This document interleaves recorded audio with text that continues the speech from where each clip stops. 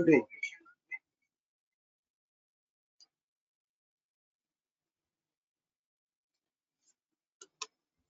This topic is also an important topic. So what is a reticular formation? So reticular formation is a diffused masses of the neurons and nerve fibers forming an ill-defined meshwork of reticulum in the central portion of the brainstem. So here you can see what the meaning of this term reticulum. So reticulum means net-like, and you will find more than 50 nuclear masses are there in the reticular formation.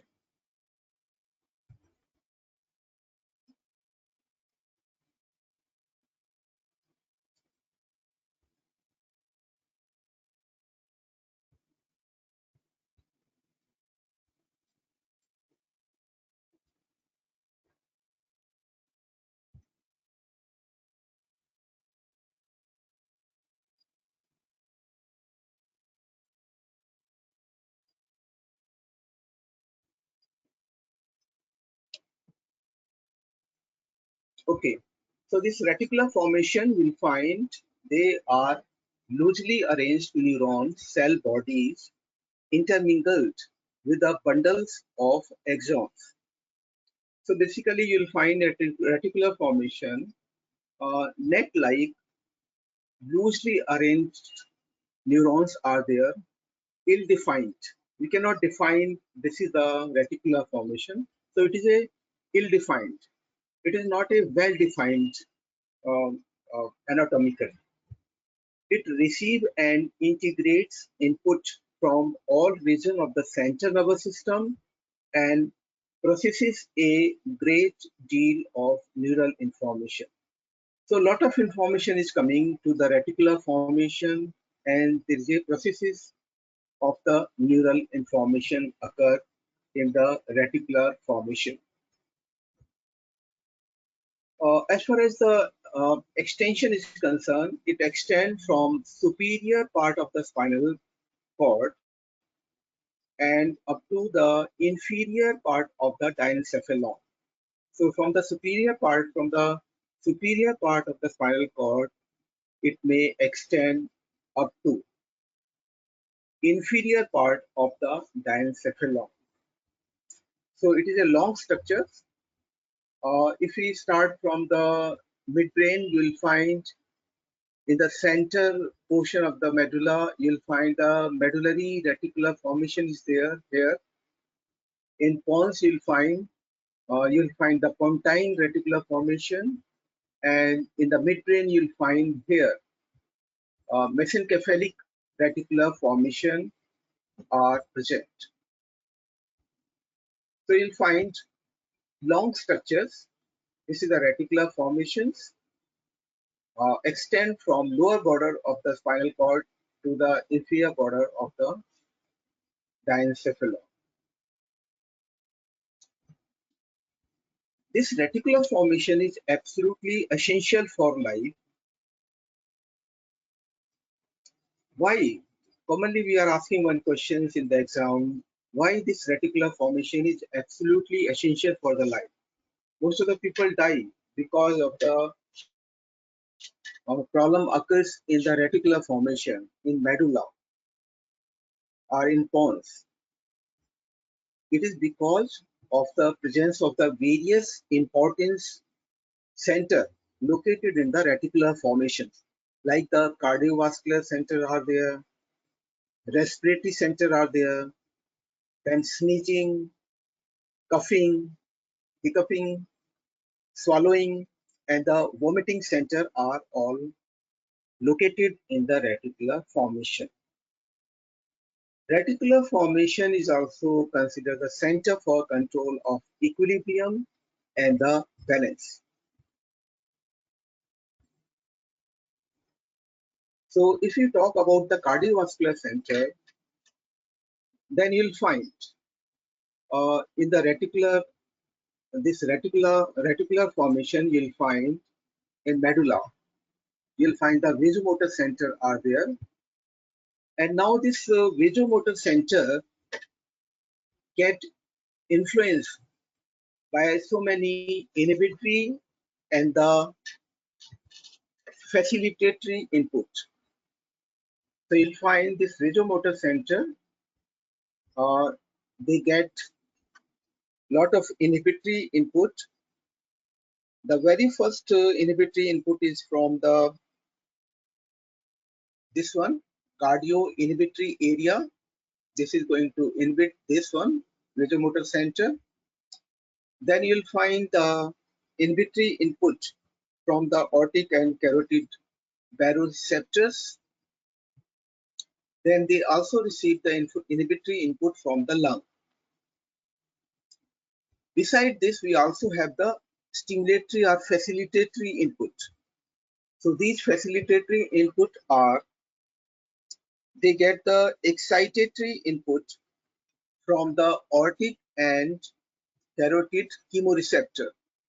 So aortic and carotid baroreceptor inhibit, and the aortic and carotid chemoreceptor, they stimulate the vasomotor center. Beside this, you'll also find excitatory input from ascending pain pathway. Then they also get excitatory input from the proprioceptive input. And we also have the limbic system here, which is usually excitatory, but maybe inhibitory. So what will happen now, you'll find in the term of cardiovascular regulation, we have the vasomotor center, we have so many inhibitory input, we also have the excitatory input, and the overall effect will go to the intermediolateral horn of the spinal cord. And from there you'll find this is supplying the endal medulla, heart, and blood vessels. And because of this, you'll find there is a regulation of blood pressure, heart rate, and cardiac output. So this medullary reticular formation, they have center for the regulation of the various cardiovascular system, like the blood pressure, heart rate, cardiac output. The next is the regulation of the respiratory system. Here you'll find we have the pons, we also have the medulla and spinal cord. In the medulla, you'll find the dorsal and the ventral. This is the dorsal respiratory group, inspiration, and this is the ventral respiratory group, expiration and inspiration. Pons, you'll find the pneumotaxic center, and here you'll find the apneustic center. So usually this inhibit the apneustic center, and they have influence on the center. So this reticular formation is also important in the term of regulation of respiratory system. A few important points regarding the reticular formation. They are poorly defined. We cannot define exactly. Phylogenetically, developmentally, it is a old system, and it is placed deeply inside the brainstem. It is placed in core of the brainstem. It is polysynaptic. More than synapses are there. More than one synapse is there. Then difficult to demarcate anatomical pathway. It is very difficult to demarcate the anatomical pathway. It has both the ascending and the descending component. One component go upside. It is known as the ascending reticular formation, and one go down, which is known as the descending reticular formation. The stimulation of one side produces a bilateral response. So if you stimulate one side, again you will find the bilateral response. When stimulated, it produces both the somatic and the visceral response. So with this background, we can say that reticular formation can be divided into two. One go up, that is known as the ascending reticular activating system, and the other one go down, which is known as the descending reticular system. This descending one is further divided into descending facilitatory reticular formation, and we also have the descending inhibitory reticular formation, which inhibit the muscle tone, while this facilitate the muscle tone. So for this, we have the tract, reticulospinal tract, which is facilitatory and inhibitory to the gamma motor neuron. We have two types of the pathway. We have the specific ascending pathway, that is the classical one, and this by the help of this specific ascending pathway, we can discriminate the sensory perception. We can take the example like the touch, pain. We have so many temperature, vibration, tactile localization, tactile discrimination. So these are the specific pathways. So by the help of the cerebral cortex, sensory one, we can discriminate the sensory perception, whether it is touch or pain or temperature is there. We can take the example here.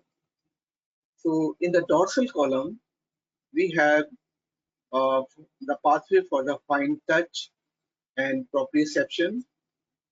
So we have the first order neuron, then we have the second order neuron terminating in thalamus, then we have the third order neuron.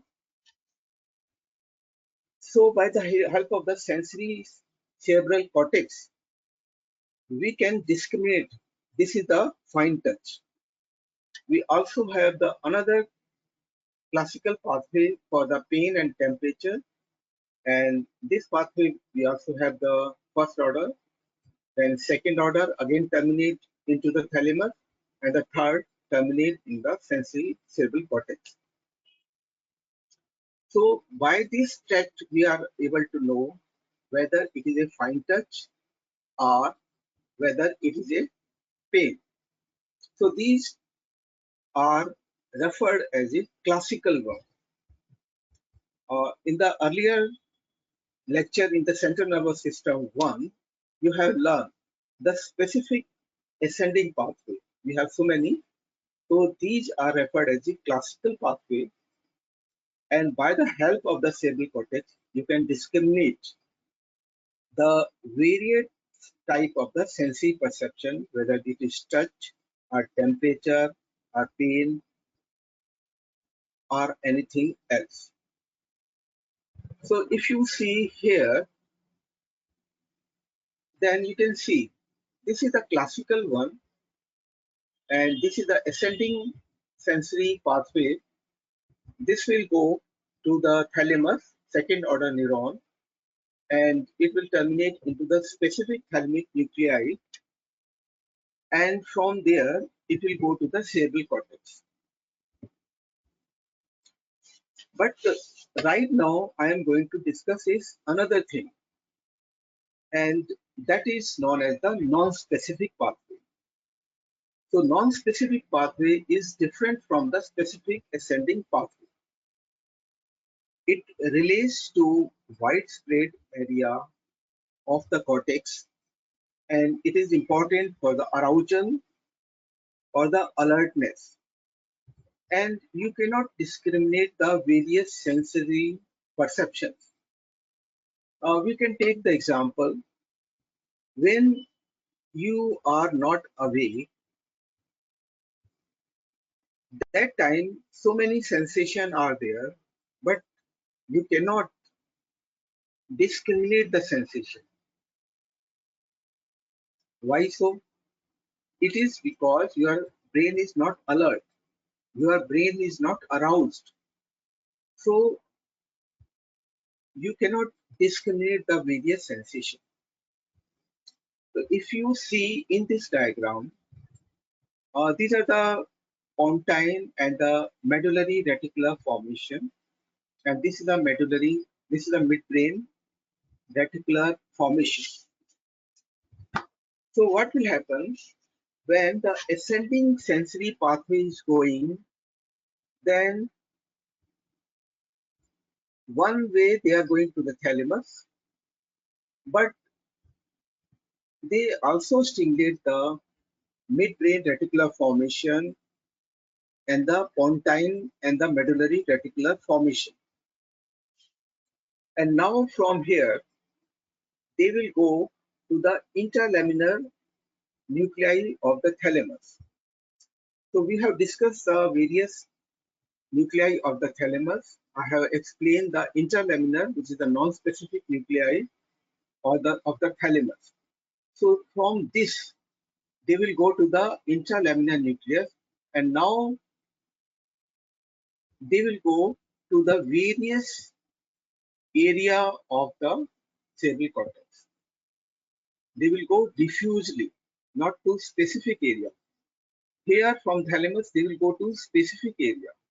But here from um, interlaminar thalamic nuclei, it will go diffuse to the diffuse area.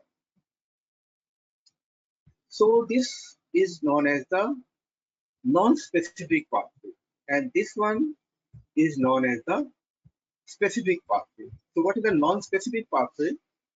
The non-specific pathway, they relate to widespread areas of the cortex, and they are important for alertness or the arousal. Once your brain is alert or aroused, then only you can discriminate the various sensory perception. And if your brain is not alert, your brain is not aroused, then you cannot perceive the various kind of the sensory perception. So we have sensory specific ascending pathway, that is the classical one, that is important for discriminative sensory perception, while the non-specific pathway is important for alertness and the arousal. And once your brain is alert or aroused, then only you can discriminate the various sensory perception.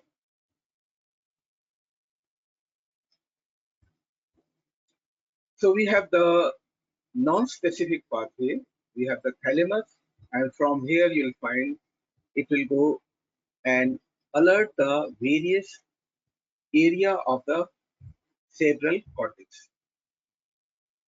So this one is important for alertness. This one is important for maintenance of attention and wakefulness.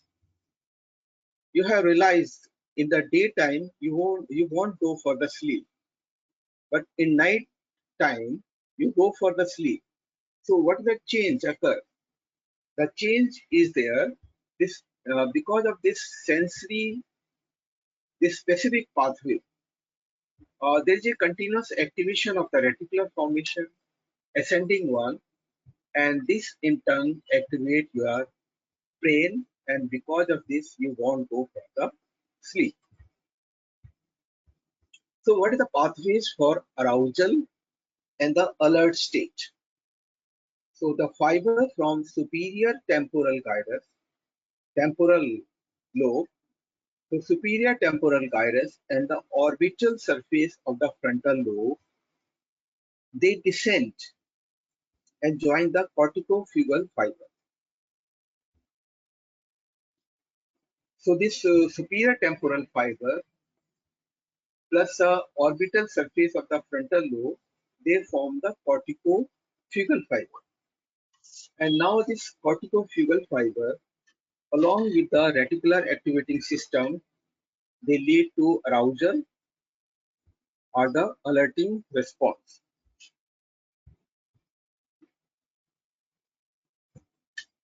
So this ascending reticular activating system, they receive the fiber from sensory pathway via the long ascending spinal tract. And this is important for alertness, maintenance of the attention, and the wakefulness.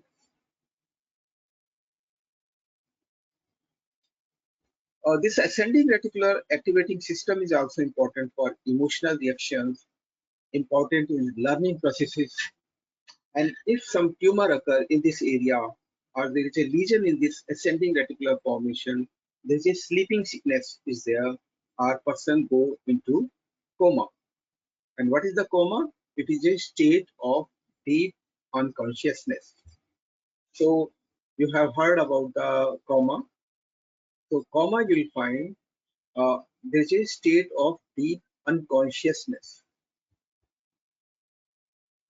This ascending reticular activating system, they receive the input from somatic pathway, from the visual, auditory pathway, and the trigeminal pathway, visceral pathway, but no input from the sense of smell is there. Therefore, the people who die in the house fire usually collapse to smoke inhalation without awakening, because you'll find there is no stimulation of the ascending reticular activating system, because no input is coming from the sense of smell. So they cannot awake, and because of this, they die in the house fire, uh, usually when some kind of the smoke inhalation is there. So you'll find the input is also coming from the visual pathway, input is also coming from the auditory, input is also there, and there's a general sensory fiber of the spinal reticular tract is also there.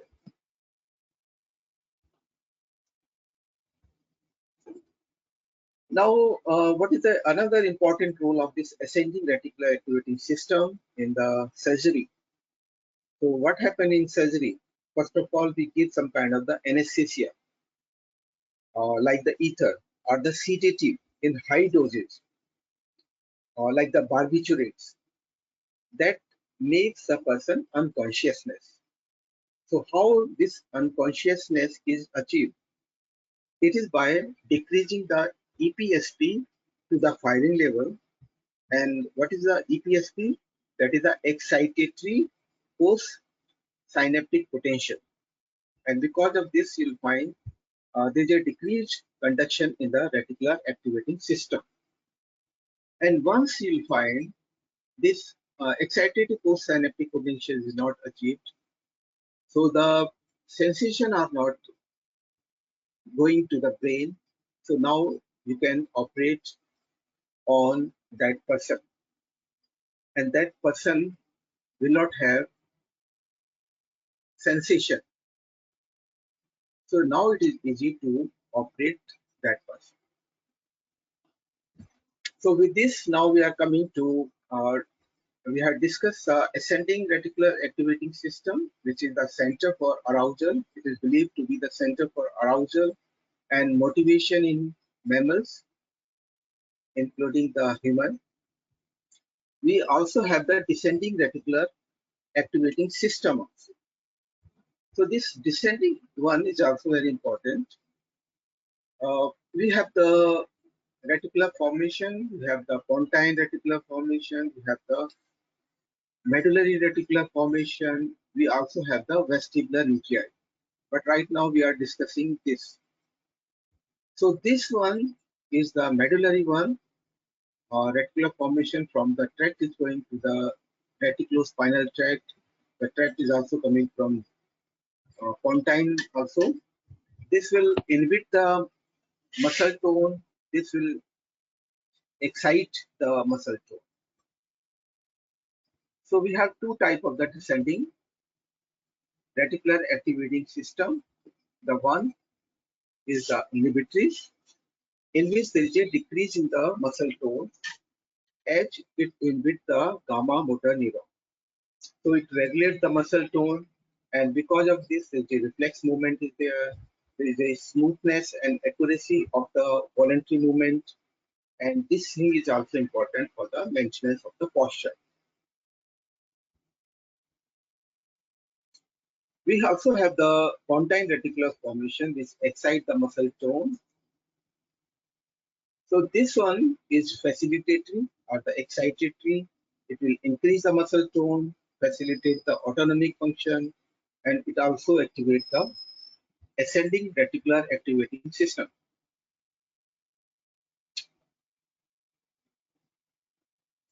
Now with this, now we are coming to various kind of the neurons you'll find in reticular formation. We have four important type of the system located in the reticular formations. We have noradrenergic system, and here you'll find the origin of the neurons. You'll find in the locus ceruleus. This is the locus ceruleus, and from here you'll find they are projecting to various area. So they are projecting to thalamus, hypothalamus, almost located here. Then cerebral cortex, cerebellum. Then they are also located to olfactory bulb, midbrain, and also to the spinal cord. So this system is important for attention, arousal, sleep-wake cycle, learning and memory. So this system is important for this.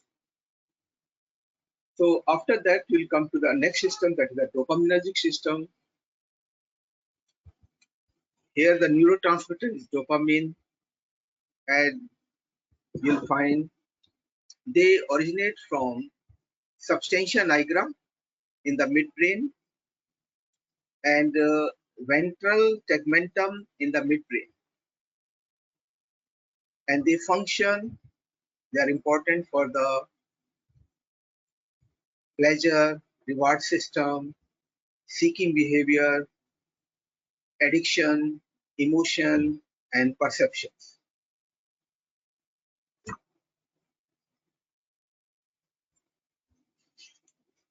We also have the cholinergic system. There the neurotransmitter is the acetylcholine.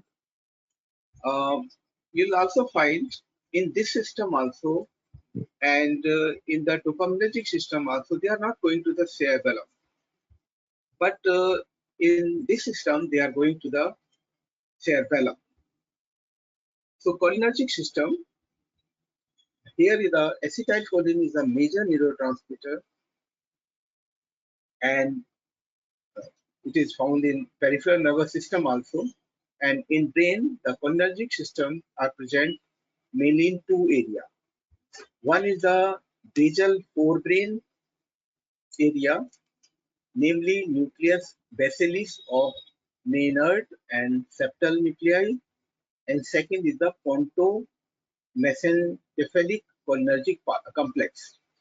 So this is the nucleus basalis, and this is the ponto-mesencephalic tegmentum complex. This system is projecting to cerebrum.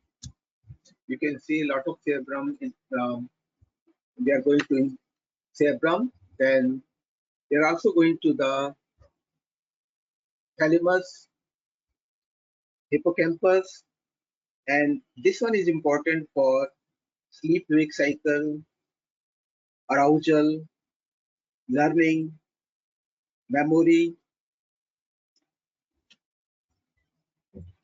And after this, we also have the another system, that is the serotonergic system. The neurotransmitter is the serotonin. This is a major serotonergic system originate in the raphe nucleus. This is the raphe nucleus, you can see, and this is the brain stem and projecting the area throughout the brain. So this is projecting to most of the brain area, you can see here, and this thing is also going to the spinal cord.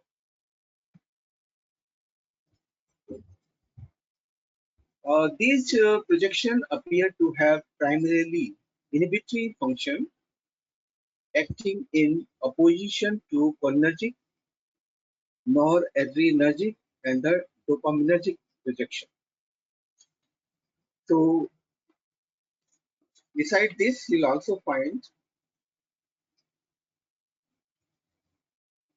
they are also important in sleep-wake cycle, then mood and emotional behavior such as aggression, depression. So, with this, I complete this lecture. Thank you very much for your kind attention. The important question we can ask in this we can ask why this reticular formation is essential for life. So it is presence of the why it is essential for the life because of the presence of the various center like the cardiovascular center, respiratory center, vomiting center, then swallowing center. Then it also important for equilibrium. Then balance is there. So we have discussed, you have already discussed this in earlier class also. So we have the ascending one and descending one. This ascending one is important for arousal and alertness. And once your brain is alert and aroused, then only you can discriminate the various kind of the sensory perception.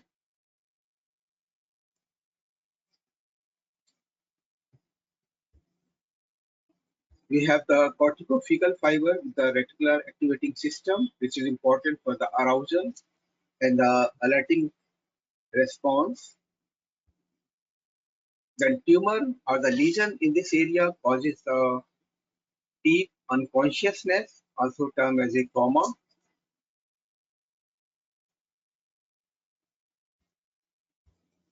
Then anesthesia and sedative. This is also important question. Anesthesia and sedative are used in surgery. Why? So it is used to produce the patient unconscious by decreasing the excitatory postsynaptic potential. We have pontine reticular formation, which excite the muscle tone, which increase the muscle tone. We have medullary reticular formation, which decreases the muscle tone, and by this can change the muscle tone of the muscles. We have also discussed the various uh, system here.